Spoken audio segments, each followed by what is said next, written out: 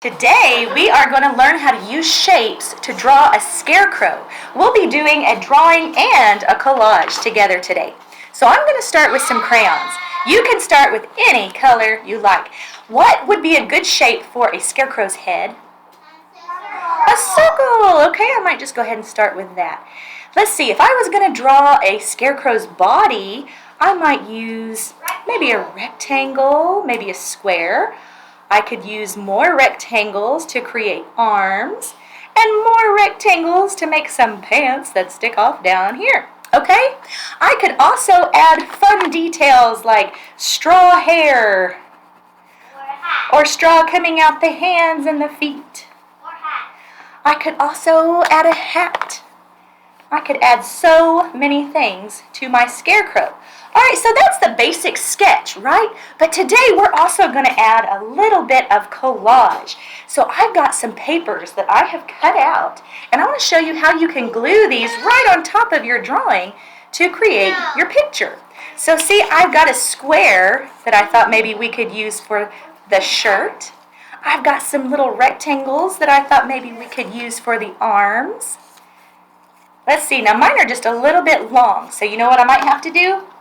I might have to test it out and cut it as I go. Yeah, because I still wanted his little straw hands to show up.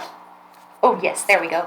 All right, another cool thing, I can use both at the same time. Maybe I'd like to add a plaid pattern to my scarecrow shirt. So I can use my crayons and my scissors and glue all at the same time as I'm creating. Another way you could fill in an area is you can do a collage using torn pieces of paper. So I've got some paper here that I just tore into little tiny squares, and I'm going to fill in his pants with glue. Then I can use these torn pieces of paper to fill in those shapes for the pants.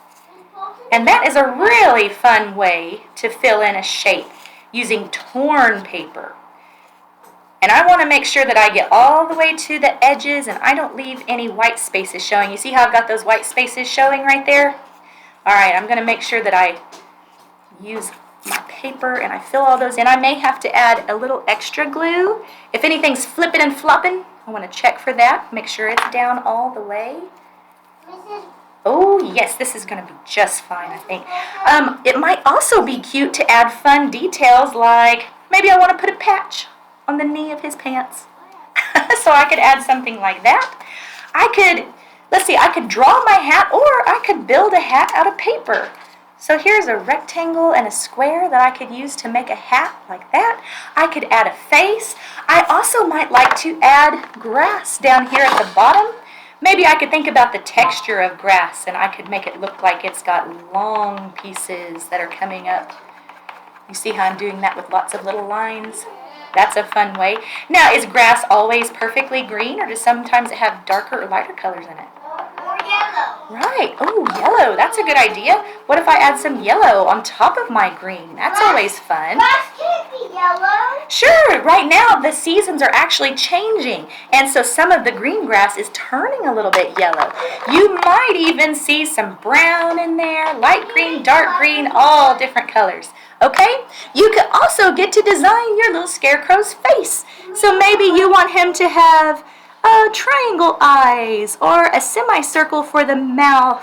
You can just really have some fun and play around with this. Maybe a circle nose would be fun for our little scarecrow. Once you've done all this, you can add anything else you want. Maybe you want to give him a little bird that's standing on his arm, or you want to add clouds or sun or some crops or flowers in the background. Maybe you want to give him a little pumpkin sitting down beside him since it is fall. So you can come up with all kinds of fun ideas to add to your little shape scarecrow collage.